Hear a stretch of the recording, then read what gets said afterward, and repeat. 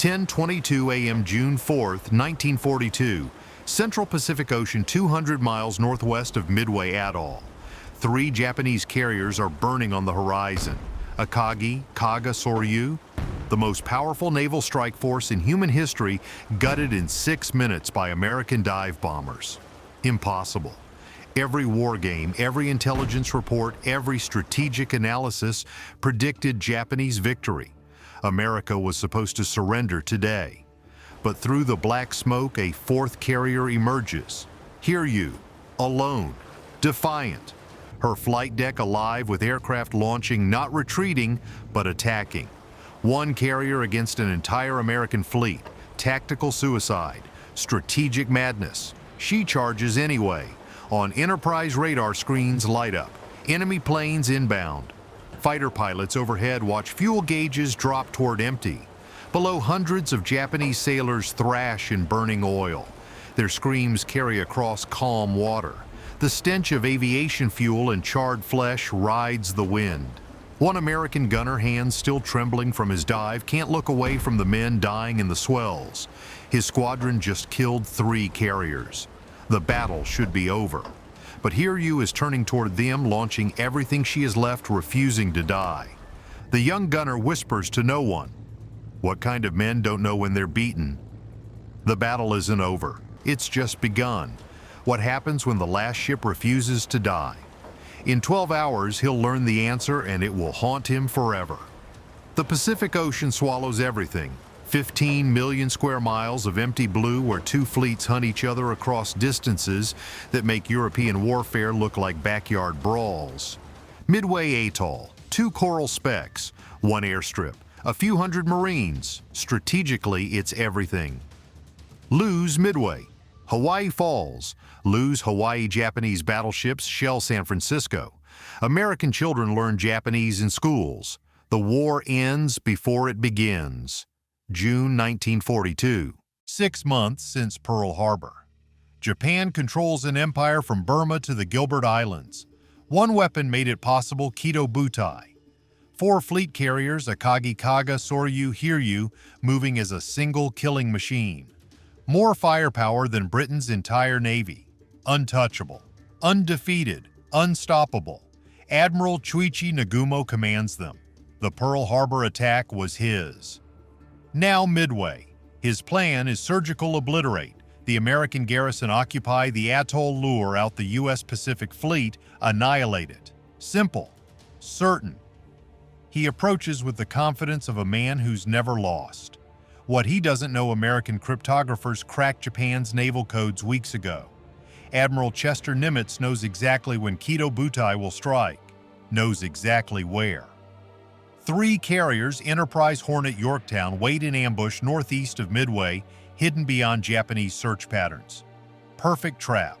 But knowledge isn't victory. The Americans are outgunned. Their aircraft are inferior. Zeros shred American fighters. Japanese torpedoes work.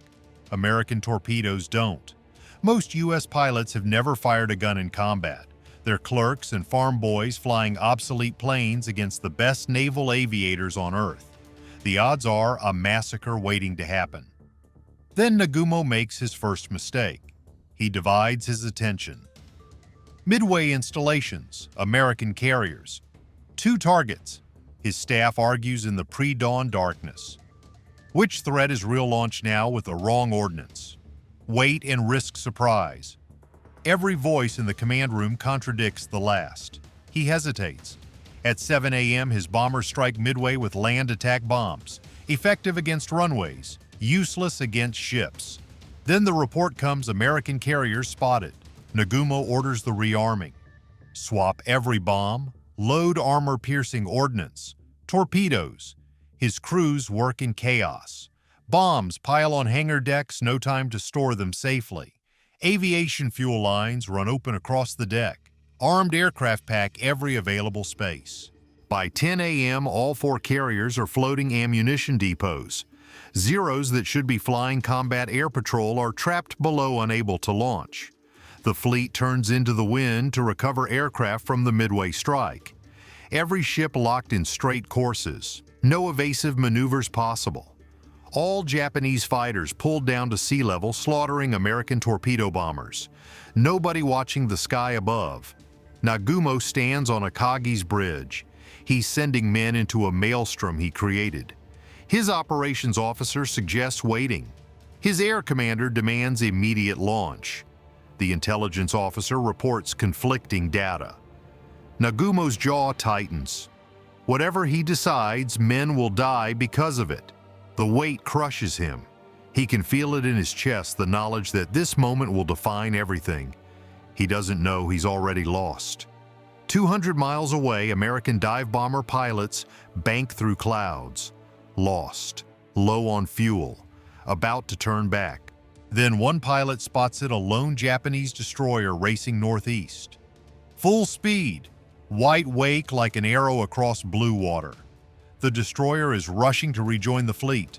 The pilot follows the arrow. 60 seconds later, Wade McCluskey sees them. 4 carriers, decks packed with aircraft. No fighter cover above. Sitting ducks. He keys his radio. One word. Attack! The morning becomes a symphony of violence. Each movement faster, each crescendo bloodier. In 7:02 a.m., Japanese bombers pound Midway. Marines fire back with everything: anti-aircraft guns, rifles. One man throws a wrench at a diving valve. The runway erupts in geysers of coral and asphalt. Buildings collapse into flame. 67 Marines die in the first 5 minutes. But the island doesn't break. The flag still flies. In 7:53 a.m., 6 TBF Avenger torpedo bombers roar off Midway's cratered runway. Brand new aircraft. Crews so green they still smell like training command. They fly straight at Kido Butai. Slow, low, fat targets. Zeros fall on them like wolves on wounded deer. 5 Avengers disintegrate in flames before they're within a mile of the carriers. The 6th limbs home with 259 bullet holes. The pilot lands, climbs out, collapses. He's 19 years old. In 8:09 a.m., 4 B-26 Marauders try the same suicide run. Army pilots in Navy battles. Desperate, furious. One Marauder engine's blazing aims directly at Akagi's bridge. Nagumo watches it come. Officers scream. The bomber misses by 15 feet, crashes into the sea, explodes. The blast wave rocks the flagship. Nagumo doesn't flinch. 2 more Marauders burn. The 4th flees at wave height, 0 cannon shells chewing its tail. The attacks keep coming. Marine dive bombers. Army B-17s dropping from 20,000 feet too high, too inaccurate, but they try anyway. Every attack fails. Every attack bleeds, but each one drags Japanese fighters lower, burns their fuel, scatters the combat air patrol. The Zeros swarm at sea level now. Guns hot. Ammunition depleting. Pilots exhausted. Nobody guards the sky above. In 8:20 a.m., Nagumo receives the message that changes everything. Scout plane reports, enemy carriers spotted. His blood goes cold. Carriers, plural. Here, now. He barks orders. Rearm everything. Strip the land attack bombs, load armor-piercing, torpedoes, now, now, now. The flight decks become chaos. Ordnance crews sprint through the chaos. Bombs roll across the hangar decks, no time to lower them to the magazines. They stack them in corners, pile them beside fuel lines. Aviation gas flows across non-slip surfaces. One spark. That's all it would take. One spark. In 9:18 a.m., the first American carrier strike arrives. Torpedo Squadron 8 from Hornet. 15 TBD Devastators. Obsolete before the war started, slow as school buses, flying in perfect formation straight into hell. The Zeros see them coming. 30 fighters dive. The slaughter is mechanical, precise. The first Devastator explodes, then the second, third, fourth. Ensign George Gay watches his squadron leader's plane disintegrate, watches his wingman cartwheel into the ocean, watches 14 aircraft die in 8 minutes. He's the last one alive. A Zero puts 20 rounds through his cockpit. His gunner slumps forward dead. Gay's plane hits the water. He survives, floats in his life vest, watches the battle from the water, alone. In 9:30 a.m., Torpedo Squadron 6 from Enterprise attacks from the southwest. 10 Devastators, different angle, same result. Zeros rip through them. 4 make it close enough to drop torpedoes. All 4 torpedoes malfunction, run too deep circle, uselessly detonate against empty ocean. 6 Devastators burn. In 9:40 a.m., Torpedo Squadron 3 from Yorktown charges from the east. 12 aircraft. The Japanese fleet maneuvers violently now, dodging attacks from 3 directions. Anti-aircraft fire blackens the sky. Zeros everywhere. 10 Devastators die. 2 escape. 41 torpedo bombers launched. 35 destroyed. 0 hits. The American torpedo attack is complete annihilation. Japanese sailors cheer. Zeros waggle their wings in triumph. Every fighter is committed at sea level. Every gun crew tracking low-altitude threats. Every eye looking down at the burning American wrecks floating in their wake. The sky above is empty. Silent. Waiting. In 10:22 a.m., Wade McCluskey rolls his Dauntless inverted at 14,000 feet. Below him, all 4 Japanese carriers turn into the wind. Decks packed with aircraft. Fuel lines open. Bombs stacked everywhere. No fighter cover. He counts to 3, then speaks one word into his radio. Push over. 47 dive bombers drop. The sound is apocalyptic air screaming through perforated dive brakes. The shriek carries for miles. Japanese lookouts glance up. Their faces drain white, mouths open. No sound comes out. No time to react. No time to pray. 3 bombs hit Kaga in rapid succession. The first penetrates the flight deck, detonates in the upper hangar, ignites 30 fully fueled aircraft. Instant inferno. The second explodes in the rearming station. Bombs and torpedoes cook off in chain reactions. The third punches through to the lower hangar. Kaga transforms into a blast furnace. Men trapped below hammer on sealed hatches. The hatches glow red hot. The hammering stops. Soryu takes 3 hits in 5 seconds. 1 bomb on the aft elevator blows it 50 feet in the air. Another penetrates to the engineering spaces. Ruptures steam lines, scalds 30 men to death instantly. The third ignites the forward deck. Ventilation systems suck flame into every compartment. Soryu lists. Men jump from the flight deck. 60 feet down, some survive the fall, most don't. Akagi, the flagship. The pride of the fleet, takes a single bomb amidships. Just one, it seems survivable. Then the blast ignites ammunition on the hangar deck. Secondary explosions rip through 3 decks. Flames race into fuel lines. Within 90 seconds, Akagi is uncontrollable. Nagumo stands paralyzed on the bridge. His staff screams at him. He stares at the flames. Doesn't move. Doesn't speak. An officer grabs him, physically drags him off the burning ship. 6 minutes. 3 carriers destroyed. The untouchable Kido Butai burning like funeral pyres across the Pacific. 8 miles north, Rear Admiral Yamaguchi stands on Hiryū's bridge. He watches the smoke pillars rise 3 miles high. Hears the radio screaming desperate damage, reports captains abandoning ship. Smells the burning fuel on the wind, sees the water black with men. Some swimming, some drowning, some just floating too burned to move, waiting to die. Yamaguchi is 49, Princeton educated, fluent in English. He knows American culture, American resolve. He understands what his superiors in Tokyo refuse to see. Japan is losing this war, but he has 18 dive bombers, 12 fighters, 1 carrier, and a choice. Surrender is not in his vocabulary. Never was, never will be. He turns to his air officer. His voice is calm, steady, final. Launch everything we have. Hiryū's flight deck erupts into controlled fury. In 10:40 a.m., Lieutenant Michio Kobayashi straps into his Val dive bomber. Blood soaks through his flight suit. A torpedo fragment from this morning's Midway strike pierced his side. He ignores it. 18 Vals behind him. 6 Zeros for escort. Their mission is simple, suicidal.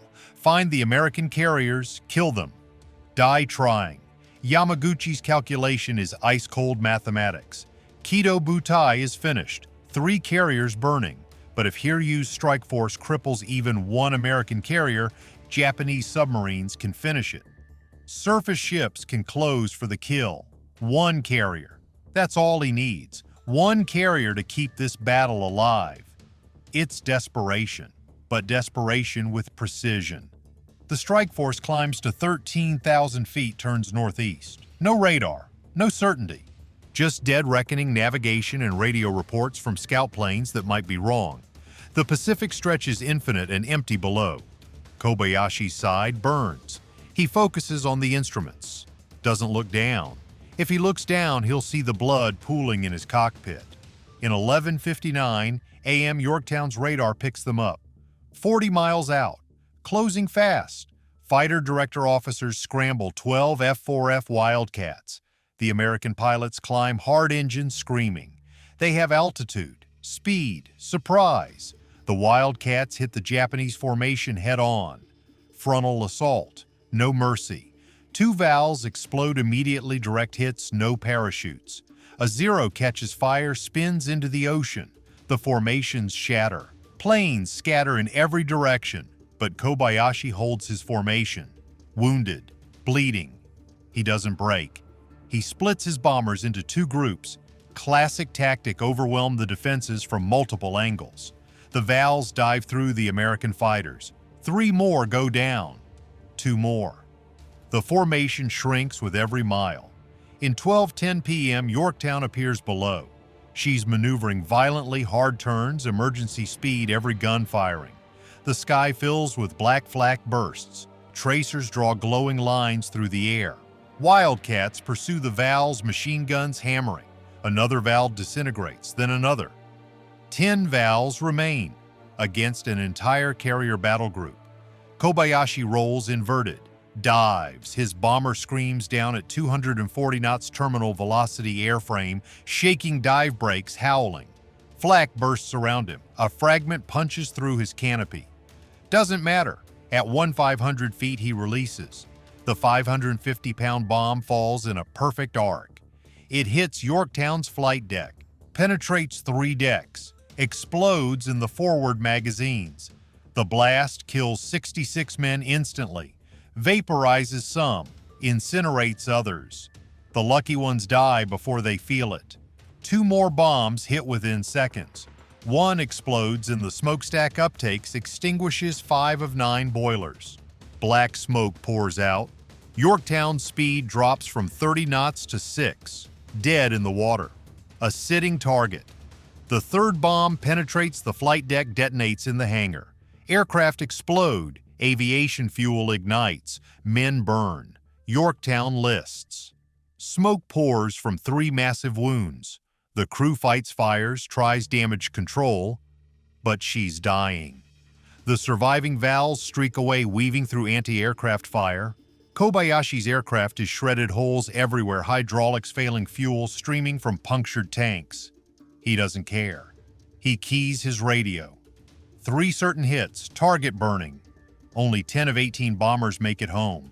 Kobayashi lands with his fuel gauge on empty, climbs out, collapses on the deck. Medics carry him below. He's smiling through the pain. They hit an American carrier. They hurt them. On Hiryū, Yamaguchi receives the report, allows himself 1 moment, closes his eyes, exhales, then looks at what remains. 10 Kate torpedo bombers, 6 Zeros, most damaged. Many pilots wounded. Not enough for a proper strike. Has to be enough. In 2:30 p.m., Lieutenant Joichi Tomonaga leads the second wave. He knows he's dead. Everyone knows. His Kate's fuel tank was holed this morning, doesn't have enough gas to return. He volunteered anyway, insisted. Some missions require a man who knows he won't come home. The second strike launches. 10 Kates at wavetop height, 6 Zeros above. They fly northeast, following the smoke, following Kobayashi's reports, following their own deaths. In 3:20 p.m., they find Yorktown. She stopped. Listing. Damage control parties swarming the decks. Perfect target. Helpless prey. But the Americans are ready. Destroyers throw up walls of anti-aircraft fire. Wildcats dive into the torpedo bombers like hammers. The sky becomes murder. 1 Kate explodes, 2, 3. Tomonaga's Kate is hit repeatedly. Cannon shells rip through the fuselage. His bombardier is killed. His gunner wounded. The aircraft is disintegrating around him. Fuel streaming. Hydraulics dead. Controls barely responding. He holds course. At 500 yards, point-blank range, every gun on the destroyer screen firing at him, he releases his torpedo. It runs straight. True. Perfect. The torpedo hits Yorktown's port side, punches a 20-foot hole, seawater floods in. The list increases. 15 degrees, 20. The captain orders abandon ship. 3 more torpedoes hit. Massive explosions. Yorktown rolls further. Men slide across sloping decks. Equipment crashes loose. Watertight doors buckle. She's finished. Tomonaga's Kate never pulls up. Flies straight into the ocean at 200 knots. The impact is instant obliteration. No wreckage, no body, just spray and foam and silence. 5 more Kates die in flames. Only 4 return to Hiryū. But Yorktown is dying. 2 strikes, 5 hits. 1 American carrier destroyed. On Enterprise, Admiral Raymond Spruance watches through binoculars, sees Yorktown listing, sees the fires, sees the men abandoning ship. His jaw tightens. He turns to his air officer. His voice is quiet. Final. Launch everything. Find Hiryū. Sink her. No mercy, no prisoners, no second chances. The game moves to checkmate, and someone will die in the next move. In 3:40 p.m., Hiryū recovers the survivors of Tomonaga's strike. 4 aircraft return. Fuel tanks nearly empty. Pilots slump in their cockpits, exhausted, some wounded. Deck crews rush to rearm and refuel. But there's no time. The Kates need 40 minutes to prepare. The ammunition lockers are running low. The flight deck crew has been working for 8 hours straight. Yamaguchi knows what's coming. Simple mathematics. If the Americans have 3 carriers and 2 are still operational, they'll counterattack. Soon, he orders his reconnaissance planes to search northwest. In 4:00 p.m., the scout reports. 2 enemy carriers spotted, distance 110 miles, course 250, speed 25 knots. Afternoon unveils harsh truths. Japanese recon spots 2 unscathed U.S. carriers, Enterprise, Hornet operational. 2 carriers, not 1. Yorktown was only the beginning.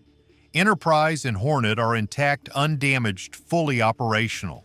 The full weight of American air power is about to fall on Hiryū. On the bridge, silence. Panic surges. The staff officers understand. They've achieved tactical surprise twice. They've hit Yorktown 3 times with bombs and twice with torpedoes, and they're still outnumbered. Still alone. Still doomed. Yamaguchi preps another raid. Orders 1 more strike prepared. Anything that can fly. Anything with fuel. It's futile. He knows it, but surrender isn't in his vocabulary. In 4:58 p.m., the lookouts spot them first. Tiny specks high above, glinting in the afternoon sun, growing larger, falling. 24 SBD Dauntless dive bombers from Enterprise materialize above. They've been searching for 2 hours. Fuel running low, ready to turn back. Then their scout spotted Hiryū's white wake cutting across the blue ocean. Lieutenant Commander Earl Gallagher doesn't hesitate. He rolls into his dive. 23 aircraft follow. Hiryū weaves desperately. Cannons thunder. Every gun fires. The destroyer screen throws up a wall of flak. Zeros scramble to intercept, but they're too low, too slow, out of position. The Dauntlesses fall like hammers. The first bomb hits the forward flight deck elevator, blasting it into twisted metal. The second explodes in the hangar, igniting stored aircraft. The third and fourth hit amidships, penetrating deep into the carrier's vitals. 4 detonations scar the flight deck, sparking blazes. Fires erupt immediately. Flames devour unchecked. But something changes in this attack. Something unspoken. Amid the havoc, a taboo compassion surfaces. Several American aviators, beholding the devastation, withhold strafes on escaping crew. American pilots pulling out of their dives see Japanese crewmen abandoning the burning carrier. Men jumping from the flight deck into the water. Swimmers struggling in heavy seas. The dive bomber pilots have altitude, speed. Their .30 caliber machine guns could strafe the survivors. They don't. A hushed acknowledgement of mutual frailty in the massacre. Later in debriefing, several pilots mention it, a conscious choice. Gallagher writes in his report, did not strafe personnel in the water. No order required it. No rule demanded it. But in that moment, diving away from a burning enemy ship, the American pilots made a decision that transcended tactics. They were warriors, not executioners. On Hiryū, damage control teams fight the fires. But the bombs have struck true. Aviation fuel feeds the flames. Ammunition begins cooking off. The engineering spaces flood. The list increases. By 6:00 p.m., the carrier is dead in the water, burning stem to stern. Hiryū smolders adrift. Captain Tomeo Kaku orders the crew topside. Yamaguchi assembles 800 weary men topside. 800 men assemble on the flight deck, the only part not yet consumed by fire. They stand at attention in the smoke and heat. Many are burned. Some are missing limbs. All are exhausted. Yamaguchi appears from the bridge. He's removed his uniform jacket. His face is blackened by smoke. He walks among the men. No speech, no grand words. Just a slow walk through the ranks, meeting eyes nodding. At the bow, he stops and orients toward Tokyo. The crew turns with him. Someone strikes the flag as bugles wail Kimigayo in the haze. Begin singing Kimigayo, the national anthem. 800 voices join. The sound carries across the water, mixing with the crackle of flames and the groan of twisting metal. Then Yamaguchi orders the evacuation. The crew abandons ship in orderly lines. Rafts are launched. Destroyers move in to pick up survivors. By 8:00 p.m., most of the crew has evacuated. Yamaguchi remains with Captain Kaku, embodying duty's code. They stand on the listing bridge as dusk descends June 4th. Darkness falls. 2 men alone on a dying ship. The fire reflects on the water. The ocean is calm. Stars emerge overhead. Neither man speaks. There's nothing left to say. June 5th, 1942, in 2:30 a.m., Hiryū drifts in darkness. Still burning fires glow inside her hull like dying embers. List increased to 15 degrees. Bow rising, stern settling. Destroyer Makigumo circles slowly. Orders are clear. Hiryū cannot be salvaged, cannot be captured, must be destroyed. On Hiryū's bridge, Yamaguchi and Kaku share a bottle of water. They've spent the night in silence watching stars wheel overhead. Now, as dawn approaches, they prepare. Yamaguchi removes his admiral's cap, folds it carefully, places it on the chart table. Kaku does the same. They bow to each other. Then sit on the deck backs against the bridge windscreen facing Tokyo. In 3:55 a.m., Makigumo fires 4 Type 93 torpedoes. Long lances, deadliest torpedoes in the world. 1 80-pound warhead streaked through water. 3 hit Hiryū's waterline. Muffled thumps. The carrier shudders. List increases. Water rushes into lower compartments. Yamaguchi and Kaku feel the ship dying beneath them. Deck tilts. Metal groans. They remain still. In 5:10 a.m., Hiryū's bow rises. Stern slides under. Water climbs the flight deck. Fires extinguish in blasts of steam. In 9:12 a.m., the carrier slips beneath the waves. No explosion. No drama. Just a gentle slide into 3,000 fathoms. Yamaguchi and Kaku ride her down. Last bubbles rise. Oil spreads. Debris floats. Then nothing. The ocean smooths. The Pacific erases Hiryū as if she never existed. But 110 miles northeast, something unprecedented unfolds. USS Ballard spots rafts drifting. Japanese survivors clinging to wreckage. Burned. Dehydrated. Some unconscious. The captain faces a choice. Enemy combatants, potentially dangerous. Standard procedure, leave them. He orders them picked up. Sailors lower nets. Haul exhausted Japanese aviators and crewmen aboard, some barely conscious. Others stare with hollow eyes, expecting execution. Instead, water, medical attention, blankets, bunks. American sailors work silently, faces grim but hands gentle. Cut away burned clothing. Apply dressings. One pharmacist's mate works 16 hours straight treating wounds. Japanese survivors can't comprehend it. Training taught them Americans are cruel to prisoners. But here in the aftermath of the most brutal carrier battle in history, enemy sailors offer mercy. One Japanese pilot burns bandaged sights on deck and weeps. An American gunner, the same man who shot at Japanese aircraft hours earlier, sits beside him. Neither speaks. They share a cigarette, watch the sun rise. Other destroyers perform the same ritual. USS Hughes picks up 15. USS Benham recovers 8. Each time, rescue medical care, quiet humanity. One Hiryū crewman pulled aboard Ballard dies 2 days later from burns. The crew holds burial at sea. American chaplain reads from the Bible. Marines fire rifle salute.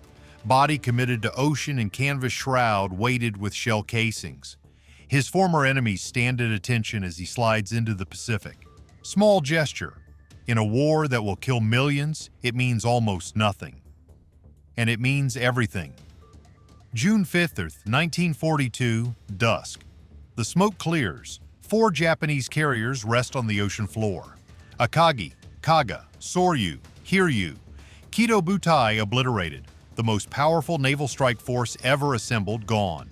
The mathematics are brutal. Japan lost 4 fleet carriers, 248 aircraft, 3 057 men.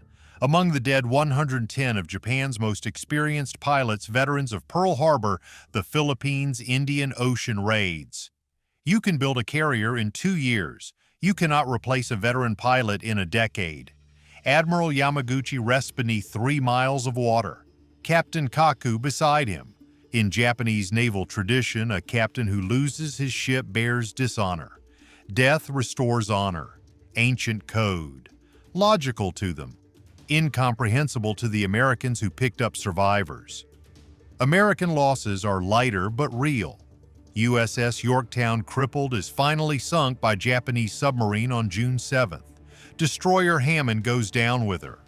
Total: 1 carrier, 1 destroyer, 150 aircraft, 307 men. But Midway stands. The Marines raise the torn, smoke-stained flag at dawn. It flies. On Enterprise, pilots collapse in their bunks. Some sleep 18 hours. Others sit silent, processing what they've seen. One young pilot writes home, "We won, but I can't celebrate. I keep seeing the men in the water." 35 Japanese survivors present a problem. Enemy combatants, potentially dangerous. Standard procedure might be to leave them. Admiral Spruance's staff debates. Some argue minimal resources. Others cite security risks.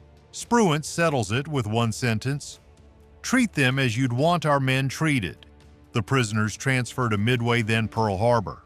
Secured but nourished. Injuries mended. No torture, no degradation, just confinement and the crushing weight of survival when comrades died. Petty Officer Haruo Yoshino from Hiryū keeps a secret diary. "The Americans treated us better than we were taught to treat ourselves. I do not understand this war anymore." In Japan, the government issues terse statements. A naval engagement occurred near Midway. Details being investigated. They suppress truth. Families receive notifications missing. Carriers listed as temporarily unavailable. Nobody admits the disaster's scale, but Imperial Navy Headquarters knows. Admirals gather around charts staring at the Pacific. Yamamoto, who planned Midway, sits alone. Japan's offensive capability is shattered. The war is now defensive, a slow retreat. He writes in his log, "I fear we have awakened a sleeping giant." The giant is awake. Building carriers. In American shipyards, welders work around the clock. Essex-class carriers under construction, 16 of them, each larger than Kido Butai ships. Production accelerates. Industrial might begins its inexorable revolution. The Pacific War has 7 years remaining.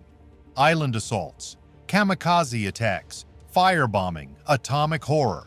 but historians mark June 4, 1942 as the turning point. Japan's offensive died, America's industrial power awakened, and in quiet footnotes they mention 35 Japanese survivors, picked up by enemy destroyers, treated with unexpected mercy. Sometimes the smallest footnotes carry the heaviest truths. The Battle of Midway rewrites naval warfare. Before Midway, aircraft carriers were experimental support vessels. After Midway, they become the dominant weapon. The battleship era ends not with debate, but with 4 carriers burning in 6 minutes. Japan never recovers. They build new carriers, Taiho Shinano converted hulls. But pilot training can't keep pace.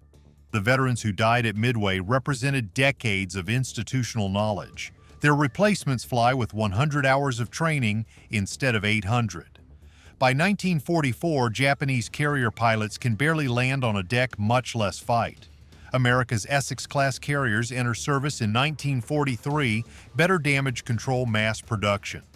By war's end, America operates 28 fleet carriers. Japan scrapes together 4.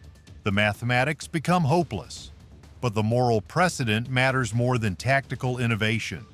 The rescue of Japanese survivors at Midway establishes an informal code that ripples through the Pacific War. Not universal atrocities occur on both sides, but the pattern emerges when possible combatants recover enemy survivors. In 1943, USS Harder surfaces to rescue Japanese sailors after sinking their destroyer. In 1944, American destroyers pulled Japanese pilots from the water after the Philippine Sea. The gestures are tactical prisoners, provide intelligence, but also human. The Japanese taught that Americans are monsters, confront jarring reality. The enemy, who was supposed to torture them, gives cigarettes and treats wounds. One Midway survivor recalls, "I expected execution. They gave me coffee. Real coffee. I sat on an American destroyer drinking coffee while my carrier sank. Nothing in my training prepared me for kindness." This matters in 1945. Japan's surrender is unconditional, but occupation is peaceful. Millions of Japanese civilians, terrified of invasion, are surprised when occupying soldiers distribute food instead of exacting revenge. The Geneva Conventions, revised in 1949, codify prisoner treatment. The language is influenced by WW2, experiences both atrocities and mercies. The Midway rescues aren't mentioned by name, but they shape international law. By 1960, the United States and Japan are allies. Former enemies cooperate against Soviet threat. Trade flourishes. Cultural exchange thrives. When American carriers visit Japanese ports, old veterans sometimes meet former adversaries at memorial ceremonies. One meeting in 1967, a former Hiryū crewman and the USS Ballard sailor who pulled him from the water. Both gray-haired, now wearing suits. They shake hands. Through a translator, "Thank you for my life." The American shrugs, uncomfortable. "We did what anyone should do." "No," the Japanese man replies. "You did what few would do." The technologies of Midway become obsolete within decades.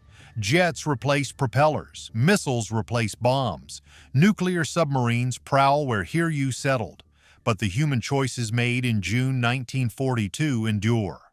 They become teaching examples in naval academies, ethical discussions in war colleges, footnotes in law textbooks. They prove that even in industrialized warfare's impersonal brutality, individuals retain moral agency. A destroyer captain can choose rescue over abandonment. A pilot can choose not to strafe swimmers. A sailor can choose to treat wounded enemies with dignity. The choice exists. Always. And sometimes the hardest victories are measured not in ships sunk, but in humanity preserved. The Pacific Ocean keeps its secrets. 17,000 feet down, Hiryū rests in darkness. No sunlight, no sound, just crushing pressure and silence. The carrier sits upright on the ocean floor flight deck, still visible through the silt. Yamaguchi and Kaku remain aboard somewhere, bones resting in the bridge they refuse to abandon. In 2019, a deep-sea expedition finds her. Remote cameras capture haunting footage, a ghost ship frozen in time coral, reclaiming steel, small fish darting through companionways where men once rushed to battle stations. The researchers observe silence, then surface leaving Hiryū to her grave. Nearby lie Akagi Kagasoryu, 4 carriers that changed history by dying. Their crews, thousands of men, most barely 20, rest with them. They died believing they fought for honor, for empire, for comrades. Their beliefs were shaped by propaganda. Their courage was real. Their deaths matter. On Midway, a memorial lists American names. At Yasukuni Shrine, Japanese names are honored. 2 nations remember the same battle with different narratives, different heroes, different meanings. But in the archives, there's another list. 35 names, Japanese survivors pulled from the water by American sailors. Some returned to Japan. Some stayed in America. Some died young. Some lived to old age, telling grandchildren about the day enemy hands pulled them to safety. Their story doesn't fit the grand narrative of nations at war. Too small, too specific, too uncomfortably human. That's exactly why it matters. In the vast machinery of industrialized warfare where nations mobilize millions, where factories build fleets, where strategy moves like chess, the individual choice still exists. The choice to pull someone from the water, to bandage an enemy's wounds, to bury a dead foe with honor. These acts don't end wars, don't change borders or shift power, but they preserve something essential, something that transcends flags and causes and ideologies. They preserve the recognition that the person drowning in front of you is a person, not a target, not an abstraction, not a statistic. A person. In the endless ocean where steel titans collided and sank, where thousands died in fire and water, it was those quiet moments of mercy. A hand extended, a blanket, offered a prayer spoken that testified most powerfully to what makes us human. History remembers the warriors. But it's the mercy whispered in the margins that reminds us why the fighting must someday end.